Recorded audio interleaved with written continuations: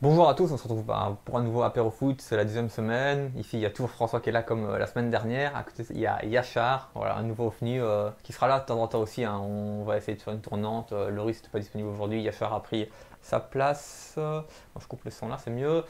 Donc voilà, on est toujours ensemble pour voilà, passer un bon moment, 1 heure 30, où on va parler foot, on va parler d'un peu beaucoup de choses. Aujourd'hui au programme, évidemment, on va parler du Classico belge. Il y a eu un Classico en France, mais il y avait aussi en Belgique Anderlecht Standard, qui a fini sur un 2-2. Puis on va parler de Mbappé, est-ce que c'est vraiment le meilleur joueur au monde? Quand on voit sa prestation d'hier, on a quand même envie de le dire, même pour ceux qui en doutaient encore un petit peu avant. On verra aussi le tirage au sort de l'Europa League qui a eu lieu la semaine dernière, même si les matchs sont encore dans longtemps, mais c'est intéressant de voir les affiches qui sont proposées pour nous d'ici quelques semaines. D'ici, pas celle qui vient, celle d'après, je crois que c'est déjà, donc dans une dizaine de jours. Et puis on terminera par le petit quiz avec un petit bonus, quelques questions spéciales MLS. La MLS qui a repris ce week-end, donc c'est intéressant, surtout un championnat qui se développe plus. Je crois que j'ai vu une stat, d'ailleurs en MLS, tu as, je pense, c'était 92% de la capacité des stades qui étaient remplis. Pour le match d'ouverture, c'est plus que la Serie A, Bundesliga et tous les grands championnats en Le Europe. soccer prend de la Donc place. je pense que en Amérique, pardon, le soccer, le foot pour nous, prend de plus en plus de place. Donc voilà, pour commencer avec Standard Anderlecht, vous avez vu tous les deux le match. Première chose, pour vous, score mérité, le 2-2 ou pas au vu du match? Je dirais que le Standard s'en sort bien. Le Standard s'en sort très bien avec le 2-2, je pense. Moi, je dirais la même chose. C'est vrai qu'au final, quand on regarde, le Standard n'a pas eu beaucoup d'occasions.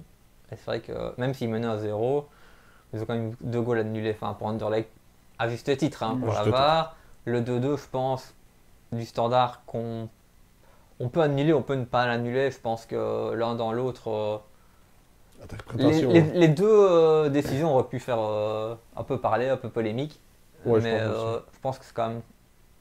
Pour moi, personnellement, on doit l'accepter. C'est vrai que je peux comprendre que sur l'action, Fossi gère une tête Sardella où justement il gère son dégagement d'une manière différente si Fossi est en duel ou s'il est face à lui et pas en position hors jeu. Donc Ouais, c'est vrai aussi.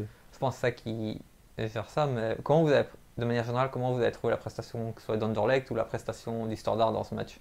Ouais, moi, je dirais que pour commencer le match avec le Standard est mieux rentré dans le match qu'Anderlecht. Oui. Dans le premier quart d'heure, du moins. D'ailleurs, ça se traduit avec le but d'Ohio sur Ouais. une erreur défensive d'Anderlecht. Mais le Standard était vraiment bien rentré dans son match. Mais c'est pas typiquement des équipes, je te coupe, hein, mais Ouais, une le tracasse. premier quart d'heure, souvent on a l'impression que les équipes qui ont joué l'Europe, le premier quart d'heure, les 20 premières minutes, elles ont toujours du mal le week-end. Après, et en fin de match aussi, mais C'est ce qui s'est les passé. 20 premières minutes, elles ont du mal. C'est C'est peut-être pour ça que le c'est Standard vraiment était ce bien qui s'est rentré. passé. Moi, j'ai trouvé que le Standard était vraiment bien rentré dans le match. Ça se Ouais. traduit par un goal.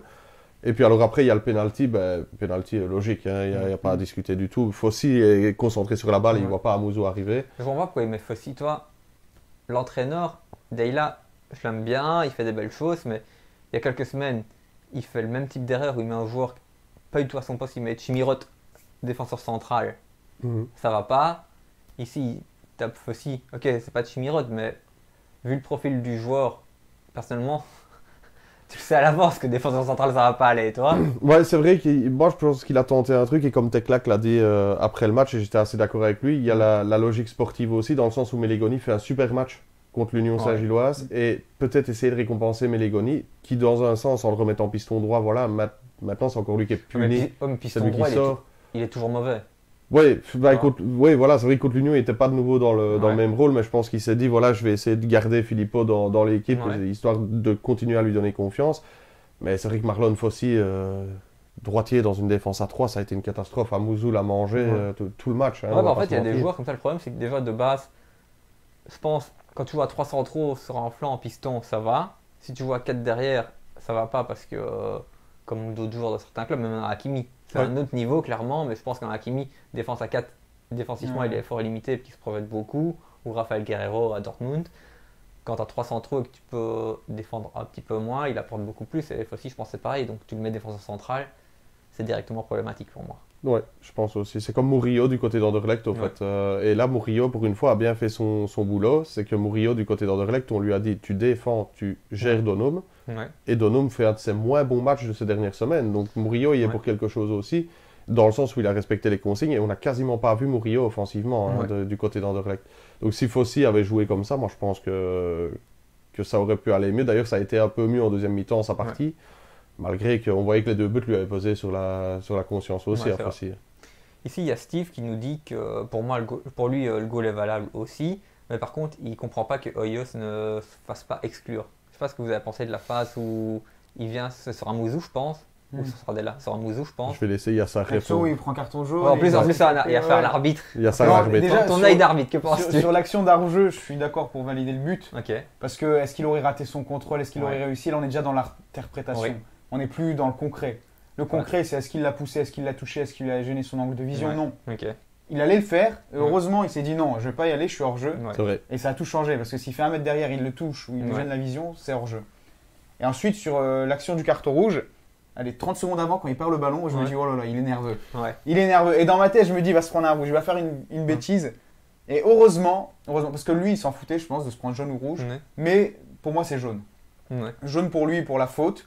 Et jaune pour Amouzou qui vient, parce qu'il n'a pas à faire la police. Mais j'aurais pas mis rouge. Ok.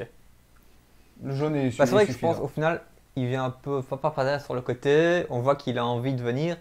Mais le tacle n'est pas hyper dangereux. Le pied est au sol. Le pied est au sol. On a vu des rouges pour moi avec ça. On a vu des rouges pour moi avec ça. C'est un coup de chance qu'il est jaune. Voilà. Lui, il s'en foutait de faire jaune ou rouge. Il voulait faire sa faute. Ça aurait pu être rouge. C'est vraiment un coup de chance. Mais peut-être que, je me pose, je vais penser maintenant, si Amouzou ne réplique pas et que ça ne devient pas un peu le bordel, peut-être qu'il lui met la rouge. Et vu que ça a été le bordel et qu'il ne voulait pas exclure les deux, il met jaune. Non, rouge, il l'aurait mis directement. Il aurait mis sa main à la poche au moment d'arriver pour calmer les joueurs, pour calmer ceux qui rouspètent. On met un rouge, comme ça, ils se calment parce qu'ils savent que le joueur va sortir. Là, le jaune était suffisant. D'ailleurs, en parlant de rouge, on reviendra au match juste après, mais je ne sais pas si vous avez vu l'action pour Bruges-Gand avec Buchanan qui met un coup de coude au joueur de Gand. Incompréhensible encore. Et en plus, c'est sorti maintenant, début de soirée. Comme toutes les semaines, le département des référés, il fait « On s'attendait à un carton rouge. La VAR aurait dû intervenir. » Pourquoi elle n'est pas intervenue? Alors c'est là la question qu'il faut se poser. Ça, c'est vrai que... Il y a autant de caméras, tu le vois quand même. Le coup, il est volontaire, comme Oyo hier sur son tac, mais le coup de Buchanan, il est clairement volontaire. Il veut lui mettre... T'as vu la phase? J'ai vu la phase, Après, je me pose peut-être des questions. C'est vrai que les mea culpa des fédérations, ça existe. Donc dans d'autres fédérations... mais en Belgique, c'est toutes les semaines. On aurait dû le donner, on l'a pas donné. On aurait dû le donner. Au vu du championnat et du nombre d'arbitres, t'as peut-être moins d'arbitres qu'en fait. Si tu commences à les sanctionner... Parce que ça, généralement, si tu vois que c'est une rouge. Ouais, mais à partir du moment où toutes les semaines, c'est les mêmes clubs qui sont avantageux ou désavantageux, et toi? Ouais, ben. Que c'est bien beau de donner l'excuse. Ah, il aurait dû donner, c'est vrai, il aurait dû donner la carton rouge. En fait, tu dois voir la conversation entre la VAR et le central. Qui est fautif? Est-ce que la VAR l'a appelé? L'a pas appelé? Est-ce qu'il est venu? Il n'est pas venu? Voilà. Et tu dois vraiment savoir, moi, depuis qu'il y a eu la VAR, j'ai beaucoup moins d'a priori sur les centraux. Je trouve qu'ils sont beaucoup moins fautifs. Et je mets au moins 90% de la responsabilité sur la VAR. Parce que dans la VAR, tu es assis, tu es tranquille. Elle a peur d'intervenir des fois. Elle a peur, pourquoi? Je ne sais pas si c'est la même chose en Belgique, mais il y a beaucoup de championnats. Quand la VAR appelle, tu es automatiquement sanctionné sur ton rapport d'arbitrage. Ah, ok, ça je sais pas. Honnêtement, c'est le cas en France, par exemple, le nouveau chef de l'arbitrage en France va dire on va arrêter ça. Et résultat, comme ça reste des collègues, le VAR et le central, c'est un collègue, donc il se dit si je l'appelle, même si je fais bien de l'appeler, lui, il va perdre dans sa note, ce rapport. Donc peut-être pour ça, ils se couvrent entre eux, c'est hyper connu, ils se couvrent. Ah, possible, hein. Alors qu'ils ne devraient pas, quoi. Ça devrait être bien d'appeler, tout le monde peut faire des erreurs. Surtout pour des trucs comme ça, tu vois. Mais... Ça expliquerait pas mal de choses, ce que je lui ai dit là, c'est franchement. Vrai, j'ai oublié le nom, mais c'est un chauve qui est arbitre français, là, qui était Anthony Gauthier, un ancien arbitre je connais pas, mais... qui est devenu chef d'arbitrage. Et lui, donc, il veut commencer à mettre le micro. Il veut faire une expérimentation en France du micro. Il y a déjà eu quelques fois, non? Je sais pas si dans le foot il y a déjà eu. Peut-être en Australie, non? Non, je pense au foot en France, je crois que j'ai déjà vu. C'était un arbitre qui faisait son dernier match, je pense. Oui, mais c'est pas du live, c'est Canal qui ensuite le rediffuse dans un documentaire. Non, là c'est en live. J'ai vu un match de. C'est de l'année dernière. Peut-être en Coupe de France. Ah, peut-être en Coupe de France. Mais on l'a la télé, on l'a pas dans le stade. Là, ce serait l'arbitre qui explique dans les haut-parleurs du stade. Après chaque carton, chaque décision, il explique dans les haut-parleurs du stade ce qui s'est passé. Les arbitres sont pour. Et il y a aussi le débat, est-ce qu'un arbitre peut venir faire une conférence d'après-match? Ça aussi, c'est un deuxième débat. Donc bon, ça va s'éclaircir. Il y aura peut-être une expérimentation en France dans les prochaines semaines. On verra à ce moment-là, mais c'est vrai que je me mets à leur place aussi. C'est pas évident, cette place-là, sur des phases comme ça. Et d'ailleurs, on le voit sur la phase avec le hors-jeu possible de Fossi. Oui. Où tu vois que l'arbitre assistant passe, et je pense que sur les lèvres, il dit passif ou quelque chose comme ça. Mais Jonathan Lardo a justement demandé l'avis de son assistant, parce qu'on est vraiment là dans la zone grise, et quand on parle d'interprétation, ben, on est dedans. Là, c'est clairement c'est à l'appréciation de l'arbitre. Et je pense que pour moi, en règle générale, ça a été un très bon arbitrage dans le Classico. J'ai trouvé la prestation de Jonathan Lardo qui était très correcte, il a bien géré son match. Ouais, pour une fois, je trouve que de manière générale... Il a laissé jouer quand il fallait laisser jouer, et au niveau des cartes et tout ça, je trouvais qu'il était cohérent. Ouais, alors, typiquement, je trouve qu'il y a beaucoup d'arbitres, des fois, sur les cartes, tu peux... Encore une fois, ce week-end, on en parlait, je pense, la semaine dernière, mais genre, t'as Westerlo Union ce week-end, Lazare Amani qui donne un penalty.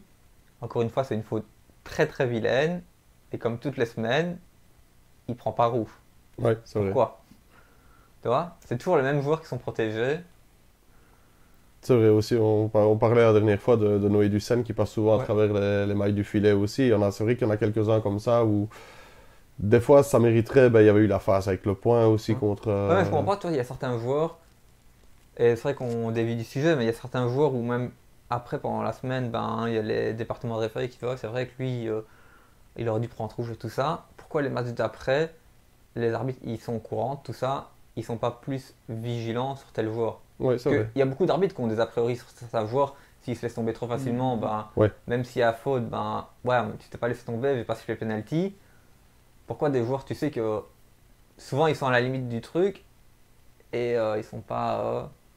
Ça, sinon, par contre, ici, il y a Steve qui nous dit qu'il a trouvé l'arbitrage de Standard Anderlecht très humble dans le dialogue. Il a même demandé l'avis de son juge de touche sur le deuxième but, et il trouve que ça manque dans l'arbitrage. Ouais, moi j'ai trouvé ça bien aussi qu'il aille chercher justement son assistant, Monsieur Lardo, et qui demande un avis aussi, parce que voilà, c'est toujours plus dans deux têtes que dans une, comme on dit. Et puis c'est un travail d'équipe aussi. Voilà, c'est ça, les assistants sont là pour ça aussi. Et pour moi, c'était... Et la VAR est là aussi pour aider. Voilà. Normalement, ils arbitrent beaucoup sans la VAR. J'ai l'impression qu'il y a une mentalité très sans la VAR en Belgique, par rapport à d'autres championnats où ils font tout au maximum sans la VAR. Il y a très peu, il devrait avoir des statistiques sur à quel point la VAR intervient. J'ai l'impression que la VAR, les arbitres, après je suis pas arbitre, mais de manière générale, tu as l'impression qu'ils n'ont pas envie d'admettre de s'être trompés.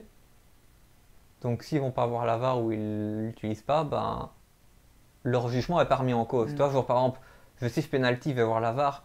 Merde, tu n'aurais pas dû siffler penalty. J'ai mal sifflé. Toi, dans ce sens-là, j'ai peur. Des fois, j'ai l'impression qu'ils veulent pas faire toujours une décision et se dire je me suis trompé. Ouais. Comme j'ai dit, c'est peut-être lié à cette sanction, tout simplement. Peut-être. C'est vrai que ça, je pense. Ça pourrait expliquer. On le saura jamais, mais c'est vrai que ça serait bien un peu d'éclairci. Je pense tu auras un peu plus d'éclaircies ou d'informations à ce niveau-là, de manière générale. Ça pourrait permettre à beaucoup de supporters ou des gens comme nous de mieux comprendre pourquoi ceci ou pourquoi cela. Et je pense que c'est important aussi. Totalement. Que toutes les semaines se dire il s'est trompé, il aurait dû siffler. C'est bien. Mais toi, c'est pas non plus une solution. Parce qu'en parlant de VAR aussi, moi, on en a parlé tout à l'heure avant que tu arrives, Yachar, mais ce qui me pose souci, c'est aussi la VAR avec les hors-jeux en Belgique. Dans les autres pays, je pense que ça va quand même plus vite. Mais chaque fois, ça met genre 5 minutes pour déterminer s'il y a hors-jeu ou il n'y a pas hors-jeu. Pour moi, de base, la règle du hors-jeu, après, c'est peut-être pas la vraie règle, mais en soi, c'est t'es hors-jeu si ta position te permet d'avoir un avantage par rapport à la défense. D'accord.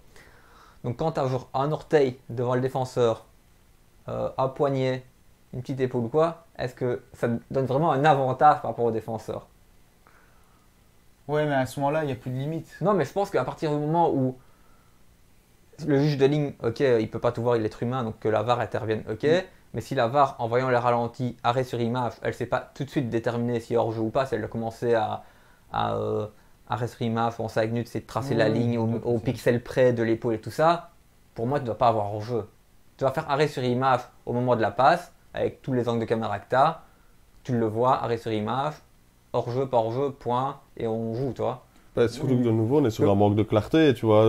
Il y a eu plein de phases comme ça où les lignes se touchent. Ouais. Et soi-disant, si les lignes se touchent, tu restes sur la décision initiale de l'arbitre. Mais elle était bonne ou mauvaise? Mais elle était bonne ou mauvaise? Parce que je me souviens je crois que c'était Standard Cercle de Bruges ou Sissako, Marque de la Tête, les deux lignes, clairement, sont limite superposées. Ça se joue à 1 mm. Ouais. Et là, la VAR prend la décision de dire c'est hors-jeu. Tu donnes le hors-jeu. Mais non, logiquement, ça se superpose. C'était la décision de l'arbitre qui, de base, avait accordé le but. Ouais. Après, il y a des trucs, tu vois. Il y a une personne derrière l'ordinateur qui trace les lignes. Donc lui, il a le millimètre près. Je sais pas si tu vois, il me semble que c'est en Ligue des Champions, où là il y a carrément le 3D. Ouais, mais même là, en voilà. Italie, Mais nous, vous on l'a arrivez à pas. lever le 3D. Mais là, dans ce où tu cas-là, il vois n'y a pas d'erreur. Voilà, la partie du corps. Voilà. Oui, là, oui. C'est peut-être une question de budget ou voilà, Ouais, ils peut-être. ont des Je meilleurs. pense Mais même. si derrière l'ordinateur, c'est pas l'arbitre qui fait Ouais. le tracé, ça doit être un ingénieur en informatique ou voilà, un designer qui lui va faire le trait soit au sol. Ouais, Des fois, vous avez la distance. ouais. Ou des fois, vous avez carrément la troisième dimension avec le truc qui est relevé Ouais. et on voit la partie du corps qui dépasse. Donc ça, je le vois en Italie, il me semble, et en Ligue des Ouais. Champions.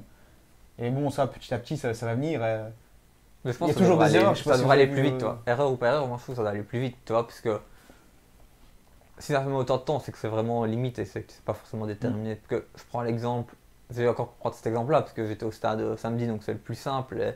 Mais genre, t'as Malines qui fait 1-0 contre Serein, après pendant 5 minutes, t'attends pour Mhm. savoir si c'est 1-0 ou pas, donc déjà ça casse tout le jeu, ça casse toute la dynamique. Après, t'as Serein qui fait 1-1, le goal est annulé pour aussi quelques millimètres, mais bon, soit. Et là aussi, il marque, t'attends 5 minutes, tout le monde discute, patati patata, et puis après t'annules le truc. Donc je trouve que même dans le jeu, dans la dynamique du match, c'est Oui, pas je possible suis d'accord. d'attendre aussi longtemps. C'est C'est- pour ça que moi je propose, comme je dis, tu vois, genre, tu fais un arrêt sur image, tu vois hors-jeu, pas hors-jeu, si t'as pas la technologie de la Ligue des Champions, tout ça, toi tu fais juste un arrêt sur image, puisque le juge de ligne peut se tromper. Est-ce qu'il est hors-jeu ou pas? Oui, non, si tu sais pas le dire, bah voilà, point. Tu vois? Pour toi, j'ai eu des images de réalisation de ces lignes et normalement, ça prend moins d'une minute, quoi. Ouais. Au début, tu choisis. Ah bah en Belgique, ça prend En plus. Belgique, ça prend 5 minimum. Tu zoomes sur le ballon, tu arrêtes d'abord l'image quand le ballon sort du pied. Ouais. Donc déjà là, tu peux prendre allez, 10-15 secondes, parce qu'au final, la VAR, tu peux lui faire dire ce qu'elle veut, quoi. Une Aussi. seconde après, une seconde avant. Ouais. Ensuite, tu prends vraiment en zoom et tu fais le trait perpendiculaire qui vient au sol Ouais. et qui trace. Et ça, normalement, ça devrait aller très vite. Mais peut-être qu'il y a des stades où les caméras sont moins bien placées ou qui sont pas aux normes. Et là, à ce moment-là, ça prend plus de temps. C'est peut-être le cas à Serein, Je où sais la pas. caméra est moins haute. Ouais, ou mais plus après, il y a eu le basse. cas au Courtrai, enfin, il y a des cas un peu partout, tu vois, et je pense, si dans ce cas-là, c'est pas possible, alors pour moi, le stade n'est pas réglementaire, le match devrait pas, ça Oui, devrait être. ouais. Tu vois, ce que je veux dire, c'est Ouais, que je comprends, je si t'as pas la même. Si tu peux pas obtenir la même technologie ou la même précision dans tes données dans tes 18 stades, pour moi, c'est qu'il y a un problème dans la compétition Oui, déjà, oui. toi. Après, moi, des fois, je voyais des matchs de Ligue 2 Ouais. oui, en France où il n'y avait plus la VAR. Mieux vaut avec, quand même, mieux vaut avec. Parce que il y a des cartons rouges oubliés et après, ça te détruit un match. Ça va, bon. Sinon, dans le chat, il y a Loris qui est là d'ailleurs, qui dit que les petits clubs sont toujours lésés. Il y a Lundy qui propose que le VAR soit fait selon les pieds du joueur, ce qui en soi, en fait, je pense que voilà, c'est une bonne idée, mais il y a C'est une beaucoup bonne de idée. solutions qui je pense qui peuvent être bonnes. Il y a Volken qui propose qu'on mette le même système qu'à la Coupe du Monde. Je sais plus c'était quel système à la Coupe du Monde pour les enjeux. Mais, Il n'y avait pas le hors-jeu semi-automatique là, C'est qui comme- sortait Semi-automatique, aller un peu plus vite. Mais c'est une question de budget, hein, de nouveau, ça. Ouais, voilà. T'as certains clubs qui peuvent pas se le permettre en Belgique. Hein. C'est toujours le souci aussi. Tu étais au Qatar dans des stades ultra modernes qui Ouais, venaient mais- d'être faits. Et voilà, c'est. Ça va arriver, ça va arriver. Je sais pas ce que vous avez vu c'était en Europa League ou en Conférence League, Ouais. la goal line là. ouais, avec l'arbitre qui l'a refusé. C'est Ça, déjà, c'était comment c'est possible? Fiorentina contre je sais plus. qui. Braga. Oui, Comment, Braga. comment tu peux ne pas refuser, toi? C'est ça. Bah, déjà, ça montre à vibrer, donc pour lui, il y a eu but. C'est-à-dire que les 7 ou 8 caméras qui filment le ballon ont vu que ça avait dépassé la ligne. C'est une position où le gardien est sur le ballon. Ouais. Donc, peut-être qu'ils ont Mhm. été un peu gênés, ils ont cru que c'était le crâne du gardien, peut-être. Ouais, je sais pas. Ils ont confondu avec le ballon, mais heureusement qu'il y a la VAR. Mais ça veut dire que même la goal line, c'est pas une fin en soi. Bah si, Elle pour est moi, la elle-même goal line, couverte par la le VAR. ballon passe, la goal line a sonné, Ouais. point, c'est goal, point. Et Ouais. surtout quand tu vois l'image, je pense que pour l'arbitre, Elle a pas passé du le, tout, le enfin, ballon Non, c'est clair. touche la ligne, ou touche pas à 1 ou 2 mm près. Et c'est vrai que le ballon doit passer totalement la ligne, mais je pense qu'à partir du moment où tu as une technologie, la goal line qui est en place depuis presque 10 ans, je pense, pas plus que les années passent vite. 2014, hein, la Coupe du Monde 2014. il me Bah semble. voilà, depuis Ouais, quand je même pense. longtemps. C'est pas qu'elle a été mise en place maintenant. Pour moi, elle est prête et elle fonctionne bien, toi. Un Ouais, nouveau truc, ouais. tu peux dire, ok, je suis pas sûr que ça fonctionne, mais Là, ça fait elle presque est 10 ans établie. qu'elle existe. La goal line te dit, tu la suis, point, tu vois. Sinon, il y a aussi Steve qui pense qu'on n'a pas toutes les caméras en 3D en Belgique, c'est ça qui pose problème, ça aussi. Ouais. Mais bon, encore une fois, Budget. si tout le monde n'a pas les mêmes technologies dans tous les stades, pour moi, il y a un souci. Les matchs ne devraient pas avoir lieu ou tu devrais faire en sorte que Tu dois ça uniformiser. doit dans faire tous les partie cas. du cahier des charges de chaque stade ou de chaque club, tu vois. Tu dois uniformiser. Pour le avoir truc. ta licence, tu devrais Ouais. pouvoir. Ouais, je pense. Pipo Inzaghi aurait été un nombre beaucoup. 18 000, je sais pas combien de fois hors jeu d'après Loris. Et Volkan a dit, on l'a vu en Coupe du Monde, on l'a vu aussi, mais je suppose qu'il parle d'un hors jeu. Mais Oui, peut-être la goal line, il parle de l'erreur qu'il y a eu sur la goal line. Ah, possible. Je me souviens plus. Je sais plus de quel match, mais. Et pour en revenir à l'arbitrage d'Anderlecht Standard, il y a aussi la polémique, le fait que Jonathan Lardo soit liégeois. C'est vrai. Pourquoi est-ce que tu viens mettre... C'est le mettre déjà dans une position délicate quand il arrive. Parce que s'il siffle contre le Standard, on dira oui, mais il n'a rien osé siffler pour le Standard parce qu'il est liégeois. Ouais, mais le problème, c'est qu'en fait, je suis d'accord avec toi, mais le souci, c'est que pour un Standard Anderlecht, tu peux mettre n'importe quoi. Ça va faire polémique dans tous les cas. Tu vas mettre un néerlandophone, un flamand. Bah, le problème, c'est que on sait qu'avec avec le francophone, il y a toujours des soucis. Donc, si pour le Standard, ça va poser des soucis.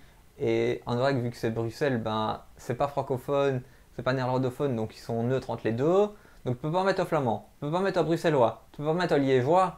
Bah, on va mettre ça. Tu mets quoi? Mais après, je sais pas. Ou bien, tu pourrais faire comme dans certains autres pays. Prends un étranger. Ouais, voilà, tu prends un étranger pour quelqu'un de totalement neutre. Moi, mais je pense maintenant, que... à l'heure actuelle, est-ce que Standard Anderlecht c'est encore un top match où tu peux te permettre d'aller chercher un étranger? Maintenant, en plus, je vais dire, c'est pas pour dénigrer le niveau de l'arbitrage en Belgique, mais t'en as pas 20 des bons arbitres en Belgique. On va pas se mentir, t'en as pas à vivier énorme. En Coupe d'Europe, je pense que t'en as pas, toi. Voilà. Alors qu'avant, t'en avais t'as eu Lorenz Visser qui a été un petit peu à un moment, mais il n'y est pas cette année. Ouais, donc, voilà. Et encore peut-être pas en Ligue des Champions, donc ça doit être en Europa. Je crois qu'il avait été 4e arbitre à un moment. Voilà, donc, en LDC. alors qu'avant, on avait quand même un arbitre en. Voilà, toi, donc à partir de ce moment-là, ça veut aussi tout dire de ton niveau. Ton niveau d'arbitrage, qui sont pas aidés non plus. Hein, c'est sûr qu'ils sont pas aidés non plus par les trucs qui, comme on dit, qui sont pas uniformes. Je dis peut-être des bêtises, mais je pense qu'il n'y en a aucun, ou peut-être un ou deux. Et ils sont même pas professionnels. Je pense qu'ils ont un job à côté. Donc, je pense que quand ils arbitrent, ils gagnent bien leur vie. Hein. Je dis pas le contraire. Mais ils peuvent pas faire que ça de leur vie.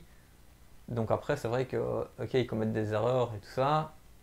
Mais il faut se dire que, c'est vrai que peut-être que la fédération n'a même pas les moyens de les sanctionner parce qu'ils n'ont pas de backup. Oui, peut-être. C'est ça aussi. Se retrouver avec plus que 6 arbitres. Ou un arbitre qui habituellement arbitre 2 ou 3 échelons plus bas parce qu'il a pas forcément le niveau ou pas assez l'expérience pour éradiquer ça. C'est vrai que ça peut poser aussi problème, donc c'est toujours compliqué. C'est vrai que quand tu vois, c'est toujours les mêmes arbitres qui reviennent.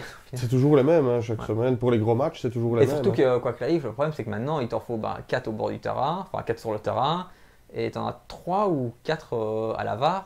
3 je pense. 3, ils sont 3 souvent. Voilà, après ils peuvent peut-être qu'ils enchaînent les matchs sur la journée. Sur la VAR, ils peuvent en faire plusieurs. Donc toi, ça fait quand même des arbitres qui sont déjà mobilisés là-bas. Ouais, c'est vrai aussi. Donc ça réduit aussi ton quota d'arbitre, toi.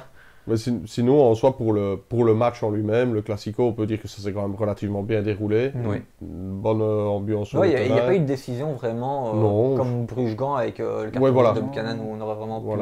Même si, dans l'ensemble, on le sait bien que je suis au Standard tous les 15 jours et tout, mais il faut savoir rester objectif. Et dans l'ensemble, pour moi, si Anderlecht avait gagné hier, c'était pas un vol non plus. Non, clairement. Et Anderlecht est en train de revenir. Je pense que le mercato d'hiver a été pas mal mené malgré le peu de moyens qu'ils avaient. Et pour moi, Anderlecht reviendra dans les playoffs 2. En fait, ce qui est bien Anderlecht, c'est qu'il y a beaucoup de jeunes, mais ils n'ont pas eu peur, en ramenant Slimani, de ramener, comme beaucoup de clubs ont peur maintenant, parce qu'ils veulent toujours faire de la plus-value, ou même après, toujours ramener des jeunes. Ouais, c'est ça, ouais. Pourquoi toujours devoir... Enfin, c'est bien les jeunes, hein, mais si tu ramènes... Quand tu as besoin... Quand tu as un poste où il te manque vraiment quelqu'un, ramener quelqu'un d'expérience, tu sais qu'il a déjà fait 5-6 clubs, donc tu sais qu'il va bien s'adapter. Et puis on en parlait aussi avant que tu arrives, Yachar. Il y a beaucoup de jeunes comme les nouveaux de Chelsea, tous les jeunes de Chelsea. Ils arrivent dans un nouveau club, ça tombe. Avant, Moudryk par exemple, il était en Ukraine, mais ça tombe, il vivait toujours avec ses parents, cercle familial et tout ça, tu parles la langue et tout ça. Tu fais je sais pas combien de kilomètres pour arriver en Angleterre, tu commences à vivre seul, barrière de la langue, tout ton environnement. Alors que quand tu prends des personnes un peu plus âgées, qui ont déjà bien voyagé au cours de leur carrière, ils ont plus simple de s'adapter au championnat parce qu'ils en ont déjà fait 3-4. Ils n'ont pas tout ce qui est la partie sociale qui est plus simple d'adaptation aussi. Donc je pense qu'il y a des clubs qui devraient ne pas avoir peur quand c'est nécessaire et que tu as vraiment besoin de prendre des joueurs peut-être un peu plus âgés avec un peu plus d'expérience. C'est le cas de Slimani. Ouais, c'est un joueur d'opportunité. Ouais, comme Bastos et tout ça. À Monaco, à Lyon, ils l'ont testé. Fenerbahçe, et partout où il a été, il a marqué. C'est ça. Et Sporting, c'est un joueur qui il a pas réussi à Leicester. Peut-être que le championnat anglais était un peu trop pour lui. Ouais, au final, avec son âge, on arrive à savoir ce qu'il vaut, dans quelle position il doit jouer, quel est son style. Voilà, il faut qu'il joue en pivot, il faut lui mettre des ballons de la tête, ça il gère. Ouais, tu lui donnes quelques ballons dans le rectangle, tu sais qu'il va être au fond. C'est peut-être ça qui manque au Standard, justement. c'est justement parce que le plus vieux du noyau, c'est Noé Dussen. Ouais. Si je me trompe pas, c'est Noé. Ouais, je pense. Ou les fils, parce qu'ils sont tous les deux qui n'a pas 34 ans non plus. Voilà. Et je pense que c'est ce qui manque au Standard, parce que là, ils sont clairement partis sur une politique avec le SL16, qui est un bel outil. Ouais. Ça, c'est bien. C'est très bien de baser sur le SL16, parce que tu as des très bons joueurs dedans. Mais à un moment, il faut quand même te dire, il te faut au moins un joueur expérimenté par ligne, pour moi. Ouais. Au moins, il t'en faut un. Et là, d'ailleurs, on l'a vu hier que dans la défense, malgré que tu as Bocadi et Laïfis qui ne sont pas des débutants, l'absence de Dussen, elle s'est fait ressentir quand même. Ça, c'est sûr. Parce qu'il cadre beaucoup, il dirige bien sa défense. Ouais. Et hier, tu as senti quand même qu'il n'était pas là. Ouais, c'est clair, de toute façon, à partir du moment où c'est un gars qui est tout le temps titulaire, qui joue tout le temps. Et Anderlecht est que le revenu coach, justement le de ça. capitaine, c'est pas pour rien. Anderlecht est revenu justement de ça, parce que les dernières saisons, c'était jeune à fond, tout le temps. Et tu as bien vu qu'à un moment, ça monte ses limites, parce que ben voilà, il te faut quand même avoir Tongen qui est là derrière. Ouais, et puis le problème, c'est que c'est le genre de club où tu peux pas te permettre d'avoir un plus petit club, genre, sans vouloir manquer de respect à Courtrai, Zult Tu peux te le permettre là-bas. ou autre. Bah, pendant 2-3 saisons, tu as des saisons moyennes où tu te sauves toujours de l'allégation, où tu joues avec plein de jeunes. Bah, elle peut te le permettre, mais des clubs, entre guillemets, des grands clubs comme le Standard, Anderlecht, Genk, Bruges et tout ça, tu peux pas avoir 2-3 saisons où c'est tout juste, parce que tu fais confiance aux jeunes, toi. Et en France, c'est pareil. Lyon aussi, si pendant 3 saisons, ils finissent 15e, ça va pas aller, toi. Ouais, Lyon, ça commence déjà à être un peu la grognante là-bas. Ouais. Mais oui, au final, Anderlecht peut en voir eux-mêmes. Moi, c'est la première saison que je regarde du championnat belge. Franchement, les 2 buts, voilà, ils pouvaient éviter les 2, surtout le premier. Ouais. Et même à la fin, je voyais de la déception dans leur coach, quoi. Enfin, ils ne savaient pas quoi dire parce qu'ils ont fait ce qu'il fallait. Ouais. Voilà, ils prennent pas les 3 points. Je connaissais pas, franchement, il y avait de l'intensité, il y avait de la vitesse quand même. C'est pas un jeu long. Ça va beaucoup sur les côtés. Oui. Ce que j'ai remarqué aussi, beaucoup de vitesse, beaucoup sur les côtés. Le Amouzou, je connaissais pas, super joueur. Tu as failli transférer. Il devait partir. Il devait partir. C'est Nice à Nice. Mais Amouzou, en fait, tu le regardes, c'est spécial à dire, mais c'est le genre de joueur, dans les gros matchs comme ça, bien souvent, il sort. Tu vas le voir jouer contre Louvain ou quoi, Amouzou va être passable. Le problème, c'est que mais dans des matchs comme ça, il est là. Ouais, mais là, tu as 2 équipes qui font le jeu. Aussi. Contre, par exemple, une plus petite équipe, ben, ils vont jouer en bloc bas, ce qui est normal que tu joues avec tes forces et tes faiblesses. Et Amouzou, c'est comme un Doku ou quoi, c'est bon. Ou même Mbappé, c'est bon quand. Enfin, Mbappé, il est bon partout, mais on en parlera après. Mais de manière générale, les joueurs rapides comme ça, ils sont bons quand ils peuvent prendre de la profondeur, qu'il y a l'espace dans le dos. Contre un bloc bas, c'est plus compliqué. Donc c'est ça aussi qui est encore moins. Et côté Standard, Fossi, malgré tout, c'est le seul qui m'a marqué en première mi-temps parce qu'il a une vision de jeu. Même quand il joue dans l'axe, il y a 2-3 actions, il va plus vite que Slimani. Il arrive à anticiper les choses. C'est un bon joueur, je pense, mais pas assez. Il a un cerveau, mais il focus pour trop en faire, non, trop en donner, être trop à cœur. D'ailleurs, j'avais l'impression que les 2 autres de l'axe, je ne vais pas dire ils s'en moquaient un peu, mais ils ont ce côté plus tranquille. Bocadi, Bocadi, par exemple, sans vouloir être méchant, j'ai l'impression que ça fait chier de jouer. Tous les matchs, il fait, je vais pas dire des erreurs, mais au moins une erreur. Une bêtise, au moins une. Et pour chaque supporter, tu stresses, parce qu'il est dans l'axe, dernier défenseur, il va vouloir dribbler et c'est pas Neymar, toi.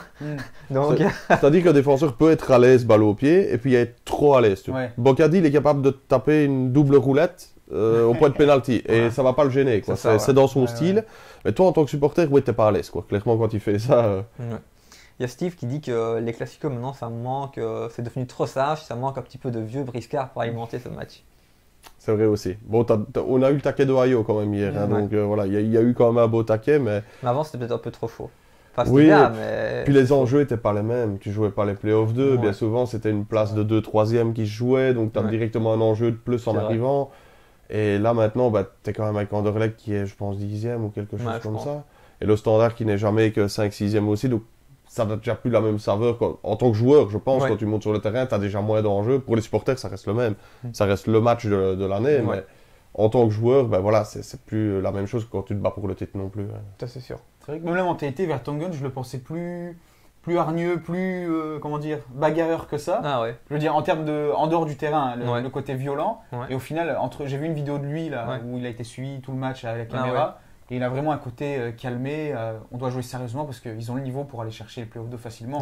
Ils ont le niveau, donc s'ils font pas de rouge et s'ils jouent vraiment calmement tous les autres matchs, ils vont les gagner. Ouais, et puis après ils l'ont ramené pour. Il est toujours Diable Rouge. Bon, il sera dans la prochaine sélection ou pas, ça c'est un autre débat. Mais en soi, tu l'as ramené, il était toujours Diable Rouge, il va falloir la Coupe du Monde. Ça veut dire, entre guillemets, tu ramènes une star. Pour le championnat. Tu es là pour montrer l'exemple et pour faire la différence, pas pour te prendre. Enfin, il y a des joueurs qui le font, mais pas pour te prendre un groove à tous les matchs. Et puis c'est le capitaine, je pense, en plus maintenant. Les capitaines, donc toi aussi, quand tu es un peu plus vieux, je vous espérer que tu as un peu plus de cervelle. et que tu es là aussi pour montrer l'exemple et pour guider les jeunes. Toi, si tu leur dis, toi, comme ici, quand il y a eu le truc avec Oyo, ben, justement, il a été séparé, tu vois, alors qu'il y en a des capitaines un peu plus jeunes qui auraient été limite en rajouter. Ouais. Et c'est pas forcément montrer le bon exemple. Je pense que c'est vrai que c'est une bonne mentalité de montrer l'exemple aussi aux plus jeunes que Là, c'est un classico, on est quand même là pour gagner, mais ça sert à rien de. Non, c'est ça. Hein. Ouais. Ou d'aller rechercher des fois un coéquipier qui abuse un peu trop dans sa célébration ou quoi. On avait eu le cas, je pense, c'était avec Dragus au match aller quand le match est arrêté. Où Denis Dragus va un peu chambrer les supporters d'Anderlecht. Mais ça, après, c'est de bonne enfance. Ça fait partie du foot. Moi, ça me dérange pas, ça, tu vois. Tant que ça reste. Mais Baudard a été le rechercher quand même assez de façon assez mais tant que ça reste, virulente, on va dire, poli, pas comme Emiliano Martinez, tu vois. Ouais, mais tant que c'est du chambrage. Du chambrage comme ça, pour moi, ça fait partie du foot, ça fait partie du folklore. Là, avec Dragus, le truc, c'est que le match est déjà arrêté à cause des supporters d'Anderlecht. Donc, c'est déjà chaud à ce niveau-là. Je pense que c'est pas le bon timing. Ça, d'ailleurs, je comprends pourquoi il y a eu des supporters d'Anderlecht lors de ce match-là, mais bon, soit. Voilà, c'était annoncé. Toi, pour la petite histoire, Yachar, ils avaient annoncé dans la presse. Les groupes de supporters d'Anderlecht, que ça allait vraiment pas bien à ce moment-là. Début de semaine, ils avaient déjà annoncé si le match ne tourne pas en notre faveur, quoi qu'il arrive, le match il sera arrêté. Donc on savait que si Anderlecht ne gagnait pas, le match serait arrêté. Donc je ne comprends pas comment les autorités ont permis qu'il y ait des supporters adverses. À partir du moment où c'est annoncé à l'avance. Les autorités, ils s'en foutent du résultat. Ce qui compte, c'est le nombre de policiers disponibles. Mais je veux dire, même en dehors des autorités. S'ils prennent une décision en fonction du score. Mais même en dehors des autorités, la Pro League aurait dû prendre une décision. Ce match-là, on sait que ça va pas aller. Oui, mais tu donnes le pouvoir au groupe de supporters à ce moment-là. Si tu te plies à. Ah, mais c'est de leur faute. C'est eux qui ont annoncé que le match, tu vois. S'ils ont rien dit, je dis pas. À partir du moment où tu l'annonces et tu dis, c'est comme si c'était OM PSG et les supporters de Marseille, ils font. Hier, c'était à Marseille, donc non, c'était à Paris hier. Non, c'était à Marseille. Mais ça fait des années que les supporters extérieurs sont interdits, mais liés à des. Mais voilà, à partir du moment où ils annoncent, si on gagne pas, on t'inquiète pas que le match il va pas à la fin, on s'arrête. Et ben en France, typiquement, je pense que tu n'aurais pas eu les supporters adverses, tu vois. Et ici, on le permet. Bon, voilà. Ça, on dévie encore, mais. Ouais, non, mais c'est vrai, ça. Et sinon, il y a Volken qui nous dit aussi que pour le bien du football belge, ce serait bien qu'Anderlecht revienne au top niveau. Et c'est vrai qu'en soi, c'est quand même. On peut les aimer ou pas les aimer. Mais qu'on les aime ou qu'on les aime pas, ça reste le club le plus titré de Belgique. Hein. Tu peux pas aller contre les chiffres non plus. Donc, maintenant, moi, je pense que tous ces clubs-là, justement, c'est comme dans tous les championnats. Même à Valence, tu vas dire en Espagne ou quoi, ou même un Standard. Le Standard, c'est vrai que Valence, ça va ou pas très loin, ça fait mal au cœur. Tu vois le Standard depuis quelques années aussi, quand on entend qu'on a failli quasiment descendre en D3 s'il n'y a pas de repreneur. Ça peut pas arriver, ça. Des clubs avec une histoire pareille. Dans beaucoup de championnats, il y a des clubs comme ça. Ça peut pas arriver. Que ce soit Anderlecht, Standard ou tous des clubs comme ça avec une histoire, pour moi, c'est le genre de truc. Il y a quelques années, il y a eu le cas avec les Rangers ou le Celtic. Rangers, les Rangers. D3, après, ils sont vite remontés, toi. Ils sont vite remontés parce que tu as une base de supporters derrière, un peu comme le Berscott en Belgique, tu as une base de supporters, donc tu as des recettes. Quand tu es au niveau amateur, tu te retrouves avec 10 000 supporters, forcément. Un stade qui reste à la même taille. Voilà, c'est ça, quasiment. Mais bon, c'est le genre de truc. C'est là que tu vois que le Covid, pour moi, a fait du mal aussi dans les caisses des clubs et que ça n'a pas toujours été bien géré non plus. Ouais, c'est ça. Ça a fait des gros dégâts. Avec, mais ils parlaient aussi avec le Covid et tout ça, avec les caisses du club, mais je sais plus, dans le contexte cette semaine, à la mi-temps entre Eleven, c'était l'interview de Max Coffrier. Ouais. Et justement, lui aussi, il faisait une bonne. Bon, après, il y a eu la guerre en Ukraine aussi, mais il y a eu en même temps le Covid aussi, quand ils faisaient leur bonne saison avec le Spartak en Coupe d'Europe. Et que le Covid, ça n'avait pas forcément aidé pour les clubs à ce niveau-là, en plus de la guerre. Parce que les contrats, ils ont été signés avant, quoi. C'est ça. Donc tu te retrouves avec moins de recettes, mais toujours les mêmes contrats. Et tu peux pas aller contre un contrat que tu as signé. Anderlecht l'a bien senti avec Trebel, qui est toujours là. Et le Standard l'a senti avec certains contrats qui sont partis maintenant, mais tu avais signé d'autres qui sont toujours là, mais aussi, des Boljevic, des Avenatti et tout, c'était des salaires, mais c'était mirobolant pour des joueurs de D1 belge. Ouais. Et donc du coup, tu te retrouves avec 40% de recettes en moins, mais toujours tes joueurs à payer. C'est ça. Il y a des clubs où les joueurs ont fait des sacrifices, je ne sais pas si c'est le cas, mais... En Belgique, beaucoup de clubs ont demandé à leurs joueurs de faire des sacrifices sur salaire. Pas vu en Belgique. En Belgique, des fois, je pense qu'il y a des joueurs qui veulent bien, comme je pense du Sen, il ne serait pas contraire de faire un sacrifice, mais les clubs ne veulent pas forcément. Aussi. Je sais pas pourquoi. Ça a été mal géré. Dans beaucoup de cas, il y a eu des trucs qui ont été très mal gérés. Et puis souvent, t'es vieux, on veut des jeunes. Alors que c'est important d'avoir, comme on l'a dit avant, des jeunes. Par contre, on va peut-être changer de sujet et tout doucement passer sur le deuxième sujet. L'autre le match morceau d'hier, donc Marseille-PSG. On va parler du match entre guillemets, mais à côté de ça, il faut quand même aussi parler de Mbappé qui, pour ceux qui en doutaient, je pense qu'à l'heure actuelle, c'est quand même le meilleur joueur au monde. Je ne sais pas votre avis, mais bon, hier, en tout cas, il l'a encore démontré.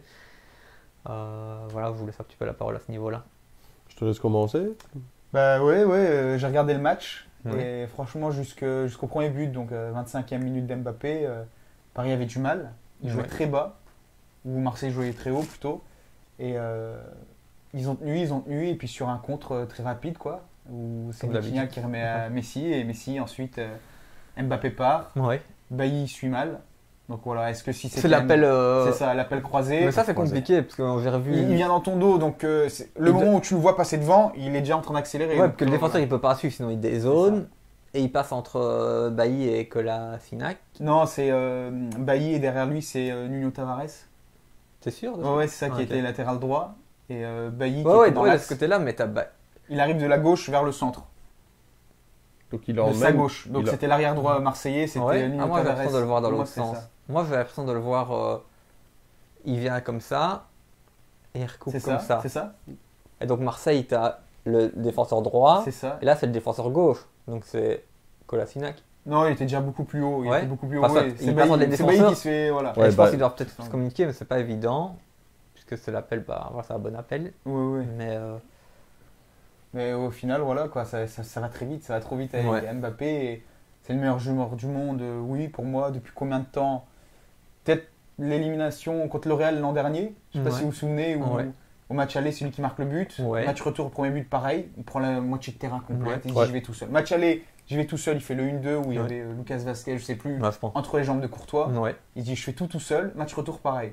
Long ballon, il prend toute la moitié de terrain, il accélère. Je fais tout seul.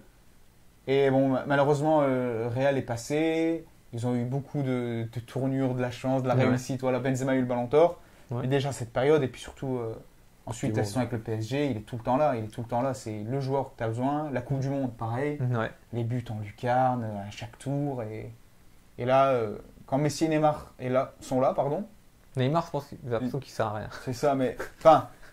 Quand Messi et Neymar sont là sans Mbappé, c'est le match aller contre le Bayern. Il n'y a pas de profondeur. C'est pas il n'y a personne qui va. Je pense que Neymar il est plus problématique qu'autre chose. Donc au final, Messi et Mbappé, ça va. Neymar et Mbappé, ça va, mais les trois, ça va pas. Ouais, je pense que t'as trop de personnes qui défendent pas. Et moi, je préfère quand même Messi parce que la différence avec Neymar, c'est que Neymar, il veut pas lâcher le ballon. Il aime bien faire le griri en plus. C'est chiant. Même de trop. C'est chiant. Et après, il se dit on me fait des fautes, mais lâche ce ballon. Messi va.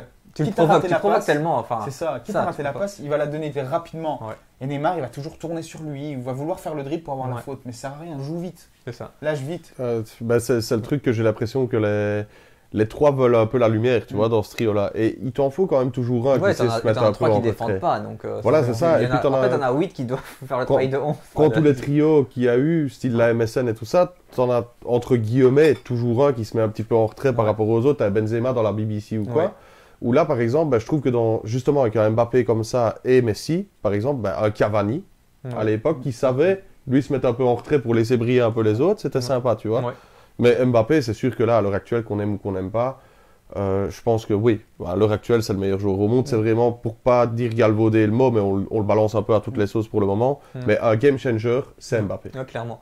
Ici dans le chat, tu as Volcan qui nous dit que Bailly revient de blessure, donc c'était pas évident pour lui. Donc c'est vrai qu'effectivement, revenir directement dans un grand match comme ça, c'est pas toujours évident. Tu as Steve qui nous dit que Mbappé est incroyable car il peut être archi mauvais, voire fantomatique, et il va te sortir des stats de fou avec plusieurs goals, donc c'est toujours compliqué. Le PSG est meilleur sans Neymar, le milieu est beaucoup mieux balancé sans le Brésilien. Mbappé, tu peux le bloquer comme l'a fait là. Et il y a un Volcan qui nous dit que Mbappé, tu peux bloquer comme l'a fait l'Argentine. C'est vrai que c'est toujours compliqué de le bloquer, surtout si tu veux faire le jeu, quoi. Tu le bloques, mais il met quand même un triplé. L'Argentine, est-ce qu'il a vraiment été bloqué? Il met un triplé, quoi. Voilà. Même si, oui, c'est ça que je peux comprendre par là, c'est que même quand tu as l'impression qu'il n'est pas bon, il va te mettre un ou deux goals. Une action, pas plus, ouais. Je lui dis, c'est le match contre le Real l'année dernière, 0-0 au parc, 85e, double contact, les deux joueurs et entre les jambes de Courtois. Et ça donne de l'espoir aux Parisiens pour le match retour contre le Bayern au final. Parce que bon, la défense ou pas Mécano, je sais pas s'il va mettre Pavard ou qui à côté, mais franchement, c'est facilement prenable pour Mbappé. Une accélération, c'est fini. Maintenant, il devrait être à 100%. S'il a été titulaire hier, je suppose qu'il est à 100%. À l'heure actuelle, en défenseur central, je vois pas qui va le suivre sur une pointe de vitesse. Mbappé, il est supersonique. Il n'y a pas un joueur pour moi qui va aussi vite que lui pour le suivre comme ça. Après, limite, faudrait peut-être. Après, tu prends beaucoup de risques. Mais bon, je me rappelle à l'époque, c'était une autre époque, mais genre Milan, des fois. Souvent, mais de temps en temps, quand tu joues contre des grandes équipes, quand ils ont joué contre le Barcelone, quand Milan était déjà un peu sur le déclin, toi, donc à l'époque de Pateux et tout ça, c'était plus le grand Milan. Mais quand ils jouent contre le Barça, ben, ils ont décidé, si tu vas aller chercher, t'es mort. Tu joues avec un bloc bas, toi.